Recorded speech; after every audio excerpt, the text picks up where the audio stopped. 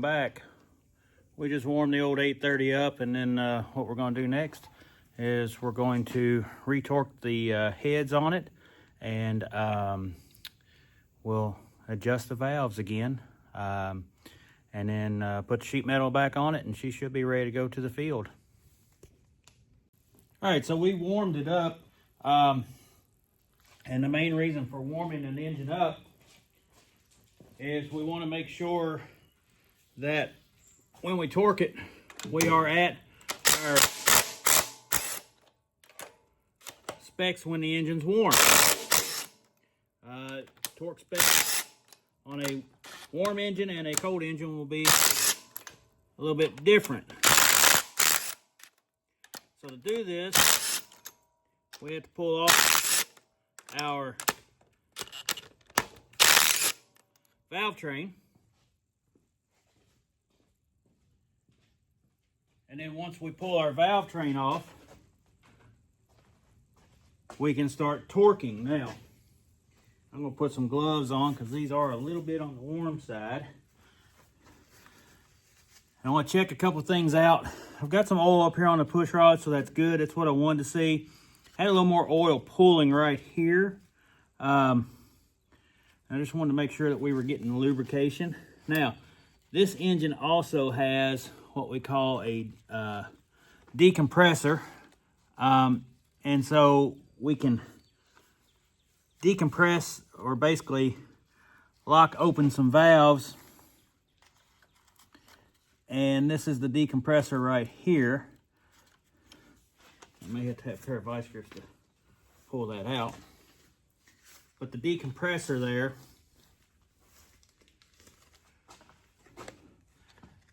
basically allows the valves to not open so you don't build compression up. So there's a lever back up here underneath the fuel tank on this thing.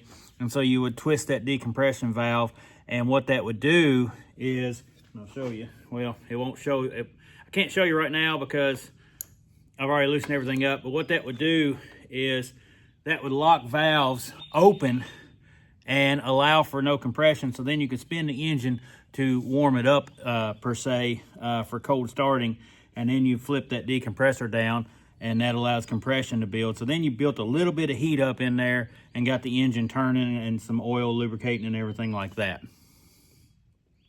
All right, so we got the decompressor out. I ended up not having to take out the cotter key there, or the cotter key there, because I was able to, once this loosened up right here, able to slide them out. So what I'm gonna do is I'm gonna pull my rocker arm assembly off, and I'm gonna set it over here to the side on a clean sheet of cardboard.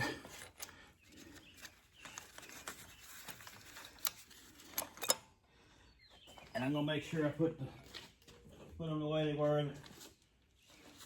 so I don't get confused on 1 and 2. Then what I'm gonna do is look at the torque spec in the book, and we'll go through, and there's a torque sequence, and we'll tighten that down.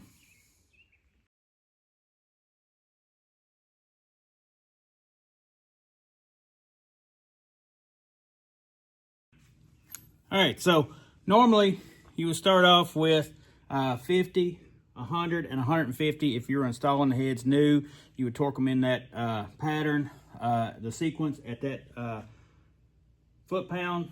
We're going to go with 150 foot-pound. We're going to start. So right here is number 1. All right, that one required a little bit.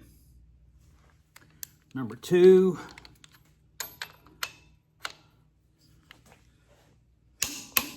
That one's good. Number 3, I believe this is 3 back here.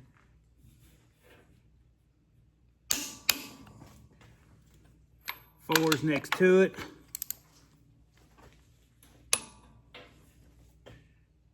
5 is up here.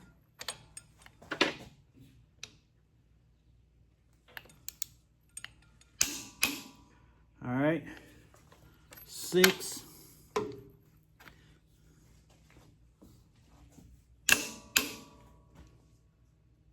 7's in the back corner back here.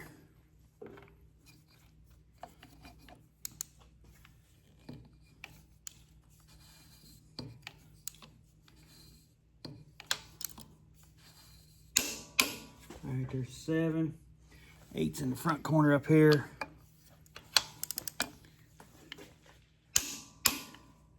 And then 9. Now, if you're not familiar with these old cases, they have a split head design. And see, this is why I'm torquing them, because some of these were not where they need to be. They have a split head design, so these are 2 individual heads. One here covering the back 2, one here covering the front 2 cylinders. If you had a 6-cylinder engine, you'd have another set of heads covering another 2 cylinders. Moline also had a design like this. Works pretty good because if you have an issue with a head, you can interchange them between, so this is an 830, a 1030 will have the same heads as this one. If you get into the B series engines with the crossflow heads like in the 70 series, a 770 and a 970 are the same, 870 and 1370 are the same. So you can interchange heads a lot easier. You don't have as big, heavy a head to lift off. If you have an issue with a cylinder on the back here, you don't have to pull everything off. You just pull the back ones off. So it does help a little bit. So now what I'm going to do is I'm just going to go and do the same thing for the front head, retorque it. I'm not going to show all that, but we'll get it back in. We'll set our rocker arms back on, tighten them down to torque specs, and then we'll go through adjusting the valves. All right, so both those had a few that were a little bit loose, so we were able to retorque all those. So now I'm going to slide these back up on there, get them all lined up, sit on top of where they go, which sometimes can be challenging. One good thing is where these are much shorter than all the rest. Get all the push rods in. You don't have a big one for, you know, a complete 6-cylinder. That makes it a whole lot easier. Or a complete 4-cylinder, whichever engine you're working on.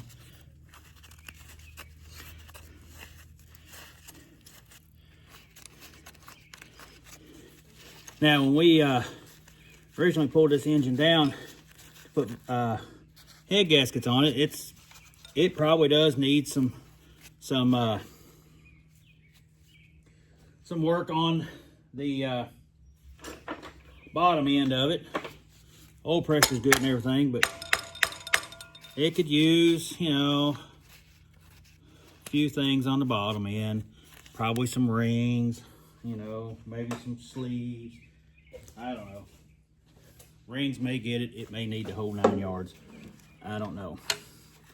But as old as it is, I just give it a little compression in a can to get it going, and then it's fine. And it starts all right in warmer weather, so it's not a big deal. I don't use it in cold weather. I'm not feeding with it or anything like that. So we just opted to do the top end, and one of the things that we had was we had some oil coming out the front of it up here around the head gasket. So sent the heads off. These old 830s, they are a power cell head, non-cross flow. And if you don't let them cool down after running them, you'll get some cracks in the heads. And I've got a set, I don't have them here, but I've got a set that I can show you where the cracks happen. But anyway, so you get some cracks in the cylinder heads. So you need to let these things cool down. But anyway, these didn't have cracks in them, fortunately. They just gotten a little bit warped, and so they weren't laying level. So we had to shave them down. And then when we put it back together, obviously, we had to go back and readjust the valves on it. And so I just want to check everything. I'm going to get all this torqued down, and we'll check and rerun these valves. And then we'll put the valve covers and all back on it, and then start putting the front sheet metal on, the hood and all that, and have this thing to be ready to go out to the field. Hay season's right around the corner, and we'll probably put this one back on the hay rake this year. All right, so we've got our valve train back on. We are going to work on sliding. I think I hit that lever.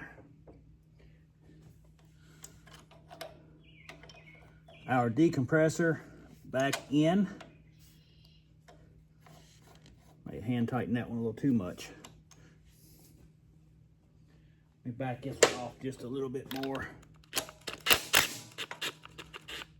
Now you will notice when I took them off, they kind of popped up when I was loosening them, and then also as you go down, I can only go so far hand tighten. And that is because they are on some of the valves. They have pressure on them. All right. Let's see if we can get this one to slide up underneath here.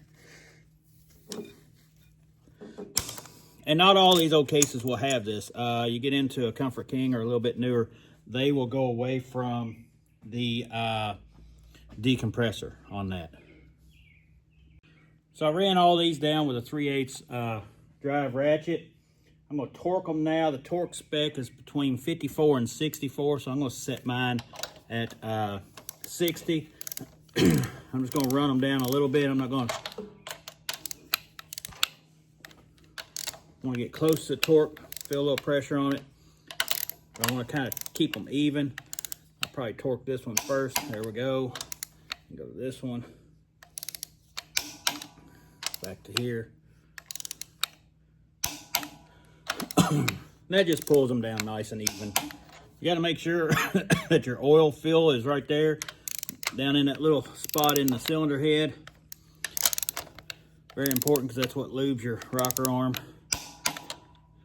Ran that one down a little sooner than I wanted to, but that's all right.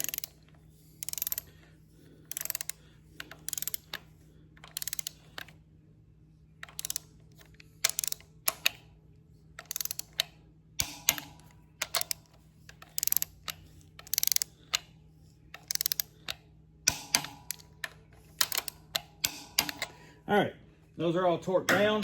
So now our next step is to pull the old girl up on number one top dead center, just like when we were doing the injection pump, and then we can start checking our valves here. Before we do that, I do want to show you how the decompressor works. Hopefully you can see that right there. So I put my decompressor down. What it's going to do is it's going to hold these rocker arms here open, and that way it will turn over fast. I'll kick it over here just to show you. So like that, you didn't hear any compression at all. If I flip it this way,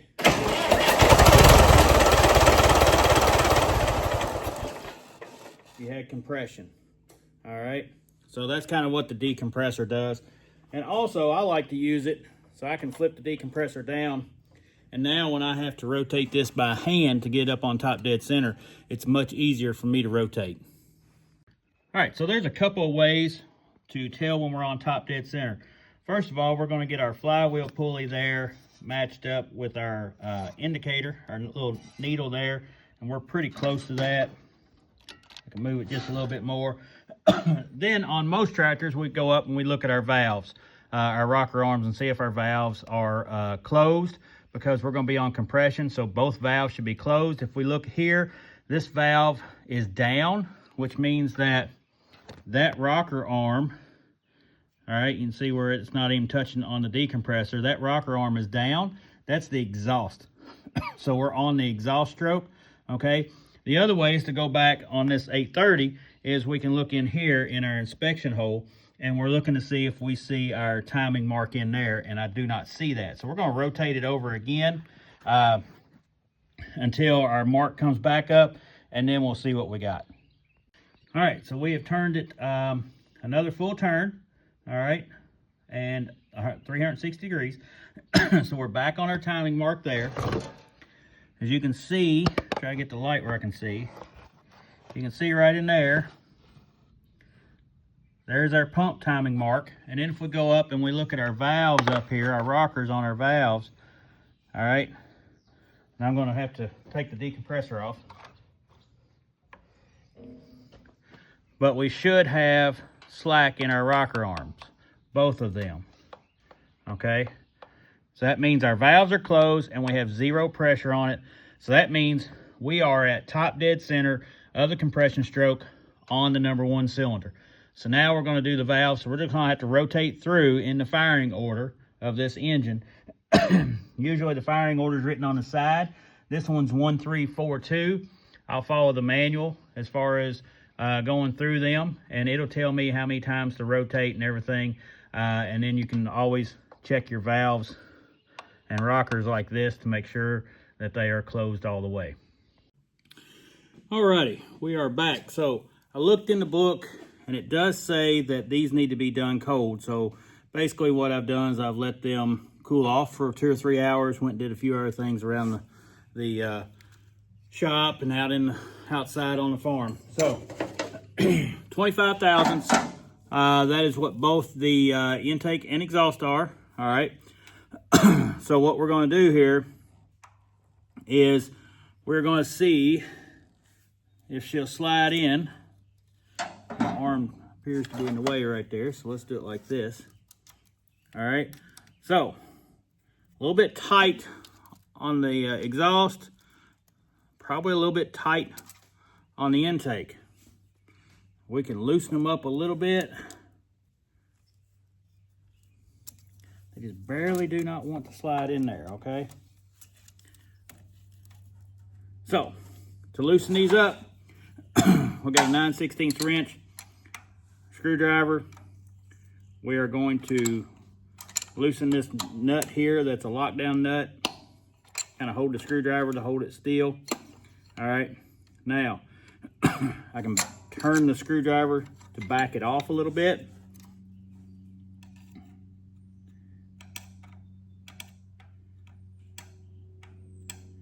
Increase it. All right, so what I'm going to do here is I've got my 25 in there. I'm going to tighten it down to the 25 until I pinch that. Hold the nut right there, or the screw right there, and then tighten the nut up. And we'll double check it here. All right, so now we've got room. I'm gonna tighten just a little bit more. Now we're in pretty good shape there. That one's still a little bit tight. We'll do the same thing with it. Back it off a little bit. Slide it in there. Now when I tighten it down, I want to tighten it down, but see, I can tighten it down there where I can actually collapse that spring. So I want it to slide, and I just want to grip it, all right? I don't want to put pressure down on the valve and everything. I can see that spring moving. Okay. So both those seem pretty good. Now, if we go and we look at our book here, that's how we do number 1. Then we're going to do number 3. Remember I said it was 1, 3, 4, 2 on the firing order. So crank the engine approximately a half turn or until the push rods on number 3 are loose and the rocker arms on the opposing cylinder number 2 can be rocked opener or closed slightly by crank movement. So I'm going to turn it about a half a turn. And we should see the push rods on number 3, which you got 1, 2, 3 right here. So we'll move back this way. So we got 3 right here. So you see they're tight. So I'm gonna turn it about a half a turn. I'll get my light down here. So about a half a turn. Probably about right there. All right, look at there. Number 3 is loose on both, okay? And then with just a little bit of a rock back and forth, I think it was number 2 they said.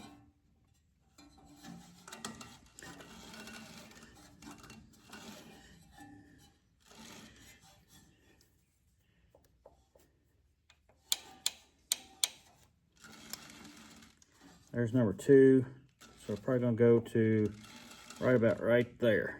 All right, because it says number 2 can be rocked open or closed slightly by crank movement.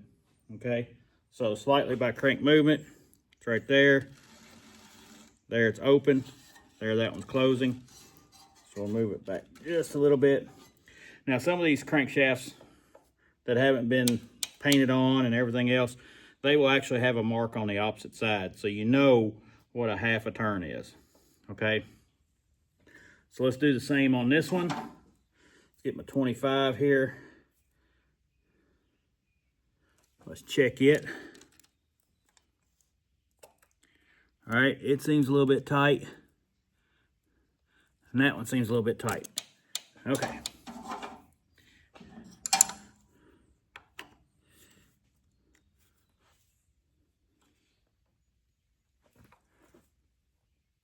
Turn it the right way. All right. So I'm gonna loosen it, slide that in, pinch it. I'm tightening it right there. I may have it just a little bit loose. Pinch it. I tighten it. All right, go over here. I can get that one in there, but it's awful tight. I think I'm gonna leave it alone. All right, so that's 1, 3. 4 is our next one.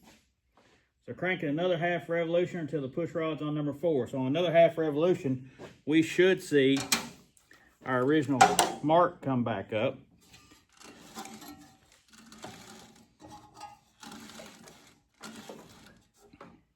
I don't have the compression off, so it's hitting on compression right there. All right, so let's go back here. See if I can get you twisted around here. We'll look at number 4. All right, number 4 is loose.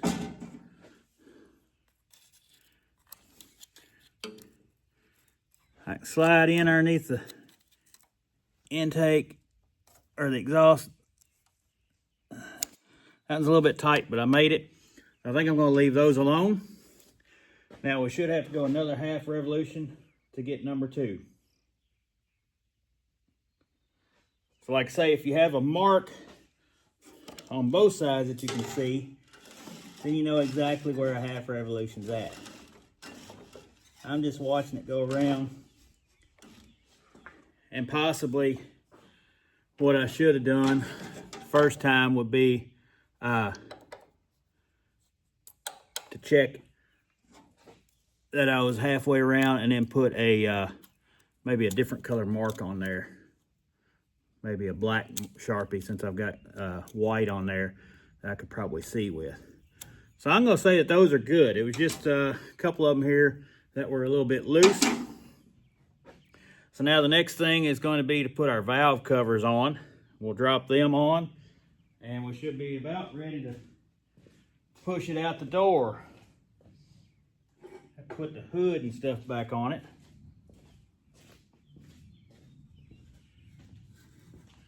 I want to make sure our gaskets are in good shape. Set our valve covers on there. Now, these right here, this is a breather on this for the blow-by. Some will have, and these probably need to be cleaned out a little bit, but some will have a blow-by tube. If you get to a little bit newer version of the 830, this is a 61 model.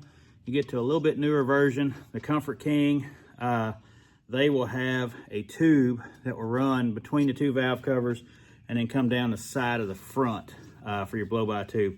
And that's kind of how the 70 series are as well. So we'll get these two installed, tighten them up.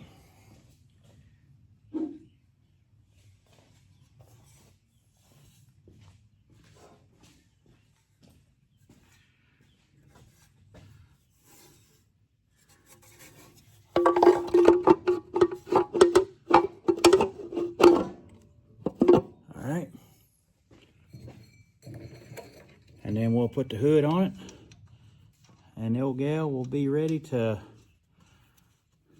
go back to work. I do like running this old tractor. Once I get out of the shop, I'll do a little video on how it operates with the Case-O-Matic and all that.